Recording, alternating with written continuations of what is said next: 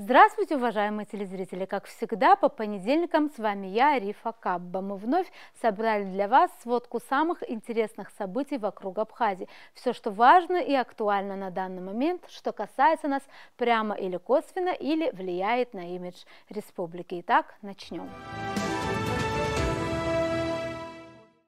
И начнем, пожалуй, с очередной порции чудовищного интернет-контента об Абхазии, который был создан стараниями некоего Евгения Топаза для YouTube-канала «Царь Стрим» или «Царь ТВ», некоего националистически-шовинистского канала, который создает откровенно ксенофобский контент, клепая один за другим множество видео и стримов с одним общим посылом. Все, что не русское, не по-русски, не для русских – это зло. Достаточно только посмотреть название их видеоблогов, как многое становится ясно. Например, о таджичке Маниже, представляющей России на Евровидении. Осталось только приписать «ну как так?». Москва для мигрантов, объясняем европейцам, откуда появились украинцы и так далее и тому подобное. Так вот, недавно этот авторитетнейший в кавычках канал добрался и до Абхазии и выпустил видео под громким названием «Русские рабы в Абхазии. Специальный репортаж царского телевидения». В более двухчасовом видео этот самый Евгений Топаз, не побоимся этого слова, таскается по всей Абхазии и якобы ищет неких русских рабов, которые их насильно удерживают в Абхазии, попутно заходя в дома простых людей и угощаясь хлебом и солью. А потом комментирует это как нечто очень странное, доселе невиданное. Потом рассказывает жуткую историю о младенце, якобы найденном в кустах. Снимает на камеру исключительно грязь, свалки и заброшки, и по его же утверждению, которое он вроде как бы услышал от местных, большая часть молодежи Абхазии – это так называемые приблотненные, ленивые и в целом безнадежные люди. От поставленной цели найти русских рабов в Абхазии автор этого видеошедевра по ходу дела отклоняется и начинает делать уже некоторые политические выводы и даже анализ, утверждая, что сами абхазцы в Абхазии мечтают о русской власти, что только русская власть способна спасти этот экономически очень выгодный регион. Это была цитата. Топаз, который, видимо, возомнил себя великим стратегом и геополитиком, даже уже придумал новое название для Абхазии, в которой придет власть русских. По его словам, это будет Сухумская область и никак иначе. Вот выдержка из этой части поистине царского репортажа. Абхазия оказалась регионом с великолепнейшей природой и в то же время отвратительной вертикалью общества и власти, потому что они пропитаны коррупцией, криминалом, кумовством. При всем при этом Абхазия является дотационным регионом, и абсолютно все, что там происходит, абсолютно все функции, которые выполняет государство, оно выполняет на деньги граждан Российской Федерации, то есть на наши с вами деньги. При всем при этом вы не имеете права купить там недвижимость или полноценно заниматься бизнесом. Что же с этим делать? Нам необходима русская власть в Абхазии, также она необходима самим абхазцам для того, чтобы они не жили в нищете и беспределе. Реализовать в местных органах меритократическую систему власти, которая гарантированно будет русской, потому что русская власть всегда эффективная. И сделать так, чтобы русским было интересно вкладываться в Абхазию. На данный момент мы кормим деньгами регион, в котором мы не можем зарабатывать деньги. Как следствие, мы кормим лентяев и паразитов, по большому счету так. Следует понимать, что в Сухумской области, прекрасной грядущей России будущего, Абхазия станет воистину уголком рая на земле не только благодаря природе, а и благодаря тому, что этот регион является экономически просто великолепным. Но важный момент, что не придут какие-то русские, которые начнут работать за абхазцев и строить эту страну с нуля. Придется работать абхазцам, работать эффективно и работать интересно для русских. Только в таком случае побочным эффектом их работы будет благополучие и сытость. Кстати говоря, всю эту свою затею с поиском рабов в Абхазии Царь ТВ прикрывает так называемой правозащитной деятельностью некой некоммерческой организации «Альтернатива». По мнению посла по особым поручениям МИД Абхазии Кана Таня, весь этот специальный репортаж о русских рабах в Абхазии – это не что иное, как кликбейт, то есть веб-контент, целью которого является получение дохода от онлайн-рекламы, особенно в ущерб качеству или точности информации. Смысла подобных видео в том, что смысла не должно быть, а должно быть что-то шокирующее, поражающее, удивляющее, вызывающее гнев и бурное обсуждение. И тогда это будут смотреть, будут лайкать, будут обсуждать, а значит и рекламщики заплатят за это денег. Вот и вся суть правозащитной деятельности в понимании Царь ТВ. Конечно же, с реальной правозащитной деятельностью подобного рода контент не имеет даже отдаленной связи. О том, что подобные видосики, а по-другому и не скажешь, рассчитаны только на тех, кто вообще не имеет представления о том, что такое Абхазия и даже где она находится, ярко свидетельствует большинство комментариев под так называемым репортажем. Многие там просят охарактеризовать абхазцев 3 словами, а другие интересуются, говорят ли в Абхазии по-русски и прочее подобное. И все же мы решили обсудить с Каном Тани, почему якобы правозащитники в поисках воображаемых рабов ездят по всем районам Абхазии, не подключая к этому местные органы власти и российское посольство. Почему позволяют себе называть грузино-абхазскую войну этническими чистками и входит ли в их компетенцию рассуждать о том, какая власть нужна абхазцам. Здравствуйте, Кан. Здравствуйте, Арифа, рад вас видеть. И я тоже. В очередной раз мы обращаемся к вам, и опять-таки тема это вот, скажем так, антипиар вокруг Абхазии, да, если грубо говорить. Вот этот репортаж, да, «Русские рабы в Абхазии», специальный репортаж Царь ТВ. Честно говоря, даже не подозревала о том, что существует некая Царь ТВ, что это YouTube-канал, а потом зашла, но и посмотрела на все эти ксенофобские, по большому счету, видео, и увидела также, что то, что они снимали в Абхазии, позиционируют как инициативу, проявленной правозащитной организацией некой «Альтернатива». Вот как вам кажется, то видео, которое снято было ими здесь, в Абхазии, я уже о нем рассказывала телезрителям, насколько это почерк правозащитных организаций? Ну, начнем с того, что я тоже не знал ничего об этом телевидении. И на самом деле это подтверждает мои слова о том, что это явный кликбейт, то бишь это уничижительный интернет-контент, который нацелен на то, чтобы заработать деньги на своем продукте, интернет-продукте. Но зарабатывание идет как раз-таки на том, что там указываются неточности, какие-то специальные провокации, и люди начинают кликать, смотреть, просматривать этот контент, и таким образом автор зарабатывает на этом деньги. И мы таким образом узнали о существовании этого канала, этой так называемой правозащитной организации, о которой я доселе тоже не слышал.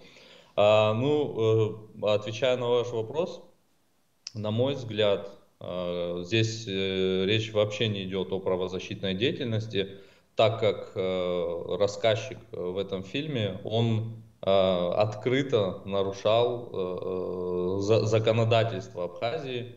Он приехал в Абхазию, не оповестив ни официальные органы Абхазии, не вступив в диалог с нашими правозащитными организациями. У нас их немало. Он мог вступить как с неправительственными организациями, так и с органами государственной властью. Слава богу, у нас есть омбудсмен, мог связаться с ним, и они бы вместе могли бы решать вопросы, если бы авторы фильма и, в принципе, сама вот эта вот организация «Альтернатива» были бы нацелены действительно на то, чтобы кого-то спасти, кому-то помочь и так далее. Но, как мы видим в фильме, там абсолютно преследовались совершенно другие цели. То есть противоположные правозащитной деятельности. Да, и, кстати, об этом также говорит и тот факт, что с российским посольством в Абхазии, да, вот тоже, по сути, там был, то есть нормально, когда человек, гражданин России, исчезает на территории условно другого государства Абхазии, нормально в первую очередь обратиться в посольство, но этого тоже сделано не было, да, как я правильно ли я поняла? Там было следующее. По приезде уже в Абхазию рассказчик в фильме, я не помню, как его зовут, он, будучи уже в Сухуми, он позвонил в посольство и сообщил о том, что вот он представитель такой-то организации, находится на территории Абхазии, что по его данным там где-то непонятно где удерживается какой-то человек. На что сотрудник посольства очень профессионально, спокойно, грамотно ответил ему, что, ну, во-первых, естественно, дипломаты призваны помогать в таких случаях, но для того, чтобы запустить процесс содействия в помощи, нам нужно от вас, от вашей организации официальное обращение со всеми данными тех людей, которые удерживаются в том или ином месте, для того, чтобы уже совместно с органами власти Абхазии решить эти вопросы. Такой ответ автору фильма, вернее рассказчику фильма не понравился, потому что он, видимо, пошел не по сценарию. И на что автор фильма сказал, что вы извините, мы так долго ждать не можем, никаких писем посылать не можем, нам нужно действовать сейчас. Просто сообщил там свои координаты, что он будет находиться в таком-то селе, он поедет в такое-то село, по-моему, это был Дурипш, и что вдруг, если меня типа похитят, имейте в виду. Да. Ну, сотрудники посольства сделали все, что от них требовалось, очень профессионально, четко, на мой взгляд. И в очередной раз подтвердив то, что вот ребята из НКО «Альтернатива», ну, поступили на самом деле непродуманно, потому что если бы они хотели защитить кого-то, они бы заведомо до приезда в Абхазию направили бы соответствующие письма со всеми данными, связались бы с посольством, как это делается, как это должно делаться в любом правовом государстве. И смогли бы вместе с сотрудниками посольства и вместе с нашими соответствующими компетентными органами решить любой вопрос, который касался бы якобы там насильно удерживаемых людей, которых, как мы выяснили... И не было, по сути. И не было, да, таких людей не было. Да, и еще, да. еще, мне кажется, другой такой, многих, которые бы посмотрели этот, скажем так, видеорепортаж, не знаю даже, как это назвать, смутил бы тот факт, что внезапно от главной темы, да, вот поисков неких рабов, которые тут удерживаются, вот рассказчик переходит там к теме, да, власти в Абхазии, о том называет, что возможно, что Абхазия была бы Сухумской областью, да, вот эти вот моменты, да, смущали, правда? Расскажите, как это так, человек от одной темы вдруг перешел на тему там того, что он якобы слышал от самих абхазцев, что здесь нужна русская власть. Вы действительно правильно вот ставите акцент. Самая такая смешная часть этого фильма, этого видео заключалась как раз-таки в концовке, потому что весь фильм повествует о том, что якобы где-то кто-то удерживается насильно, о том, как эта организация «Альтернатива» защищает чьи-то права. Ну, по крайней мере, может быть, где-то и защищает, но на территории Абхазии просто не оказалось людей, которые бы нуждались в их защите. Плюс ломится, извините меня, в дома к людям, заранее никого не предупреждая, стучится, пожалуйста, вот по нашей информации, у вас кто-то там удерживается, можем мы пройти, посмотреть.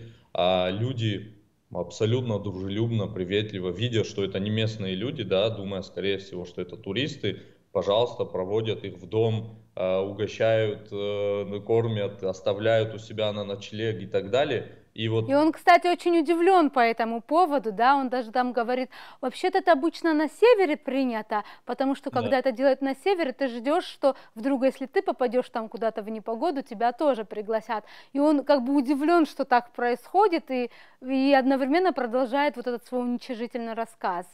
Простите, я перебила. Ну, для нас это норма, для всего Кавказа это норма, мы прекрасно знаем, что гость для нас он все-таки посланник Божий. Вот. Но продолжая тематику концовки видео, да, он действительно резко рассказчик меняет акценты, начинает критиковать абхазские власти, видимо, так, на минуточку представляя себя каким-то экспертом или там, видным политологом, и при этом совершает, на мой взгляд, ужасную ошибку, вернее, критикуя все общество. То есть, если цитировать его слова, он сказал, что отвратительная вертикаль общества и власти. Ну, честно говоря, это даже вот сложно как-то прокомментировать. И дальше он рассказывает о том, что Абхазия это дотационный регион, который финансируется за счет граждан России. Опять-таки здесь тоже забывает о том, что подавляющее большинство граждан Абхазии являются также гражданами России. Собственно говоря, вот эта вот вся тема, мы с вами до этого тоже обсуждали, да, то есть хватит кормить Абхазию, хватит кормить Кавказ, там Абхазия дотационный регион. Вся вот эта вообще тематика, она настолько себя, ну знаете, изжила, потому что в России ее тоже пытались продвигать, да, вот лозунг «хватит кормить Кавказ», да, ну, президент Владимир Владимирович Путин, президент России, как-то вот один раз высказался по этому поводу, и вся эта тема пошла на убыль. То есть он сказал, когда начинают кричать «хватит кормить Кавказ», ждите, завтра неизбежно последует призыв «хватит кормить Сибирь», Дальний Восток, Урал, там Поволжье, Подмосковье и так далее. И именно по таким рецептам действовали те, кто привел к распаду Советский Союз. То есть это цитата Путина. И после этого все эти лозунги пошли на убыль. Собственно говоря, идентичный лозунг «Абхазия – это дотационный регион, который кормится за счет граждан России», это идентичный лозунг, потому что эти люди явно хотят внести в раздор в абхазо-российские межгосударственные братские отношения. И вот все, что говорит этот молодой человек, никому неизвестный правозащитник, якобы правозащитник в этом фильме, все это полностью противоречит официальной позиции российских властей, абхазских властей, абхазо-российских отношений. Там более 200 уже межгосударственных соглашений. И понятное дело, что все его предположения о Сухумской области, там, о том, что нужно установить русскую власть, что прислать кого-то там, чтобы управлял и так далее, и что вот внезапно все поменяется и все станет у нас прекрасно и хорошо. Это все провокационные такие заявления, которые абсолютно ничем не подкреплены и носят больше такой, знаете, специализированный характер, характер для специализированных врачей.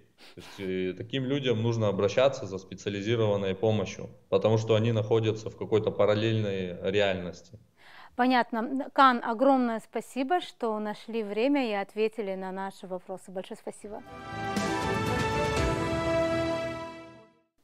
К другим новостям. Одним из самых резонансных событий стало признание США геноцида армян в Османской империи в начале 20 века. Впервые президент Америки открыто назвал трагедию армян не термином «зверство» или «резня», а именно «геноцид». Каждый год в этот день мы вспоминаем тех, кто погиб во времена геноцида армян в османскую эпоху, и обязуемся не допустить повторения подобных злодеяний, заявил президент США Джо Байден, и таким образом сделал то, чего ранее никто себе до него в Белом доме не позволял. Известно, что до этого в США уже упоминали армянскую трагедию как акт геноцида в 1951 году, но тогда и немного позже Анкара предложила считать геноцидом все те события, которые относились ко временам до и после Первой мировой войны. Вашингтон согласился с этим в те времена, когда сохранять партнерские и дружеские отношения с Турцией было крайне важно. Теперь же, вероятно, многое поменялось. И хотя лидеры США часто называли события, связанные с массовым убийством армян в Османской империи, геноцидом и до Байдена, но обычно они использовали слово «геноцид» до того, как официально вступали в должность президента, а далее выражались куда более мягко и обтекаемо. Нынешнее заявление Джо Байдена приветствовали армяне всего мира, в частности, как внушительная американская диаспора армян, так и официальный Ереван. Это вопрос истины, исторической справедливости и безопасности, заявил армянский лидер Никола Пашинян. В Анкаре же заявление Джо Байдена, который фактически официально признают факт геноцида, сочли за, цитата, «политический авантюризм и личный вызов турецкому лидеру Эрдогану, выразившему готовность защищать право правду от лживых обвинений. Дело в том, что в Турции не отрицают факт того, что в 1915-1922 годах на территории Османской империи погибли от 800 тысяч до 1,5 миллиона анатолийских армян, но категорически не согласны с тем, что их уничтожали целенаправленно по этническому признаку. По мнению наблюдателей и экспертов, нынешняя ситуация с признанием геноцида связана с тем, что в последние годы отношения Турции и США, что называется, трещат по швам. В частности, Анкара периодически подозревает Вашингтон в попытках организации государственного переворота в Турции. В материале агентства «Спутник» можно найти интересный разбор политологов сложившейся ситуации. Так, по мнению доцента дипломатической академии Владимира Аваткова, американцы хотят усилить дугу нестабильности на Кавказе и подтолкнуть Армению к более тесному взаимодействию с Францией и США. Это верный с точки зрения истории шаг, но США стремятся подорвать сотрудничество России и Армении, а также еще больше вовлечь Ереван в свою орбиту, отметил он. Проживающая же в Ереване специалист в области международных отношений Армене Манукян все же считает, что Байден признал геноцид скорее для своих избирателей, чем для Армении. Второй адресат, естественно, Турция, к которой есть вопросы. К тому же администрация Байдена старается восстановить влияние в регионе после войны в Карабахе. Заявление Байдена обладает большой символической силой. Это осуждение преступления против человечности, что очень важно для имиджа власти, поясняет политолог. Это, пожалуй, все новости, на которых мы хотели бы сосредоточить ваше внимание на этой неделе. Мы будем продолжать держать руку на пульсе событий и отслеживать самые важные и интересные события вокруг Абхазии. До новых встреч в эфире.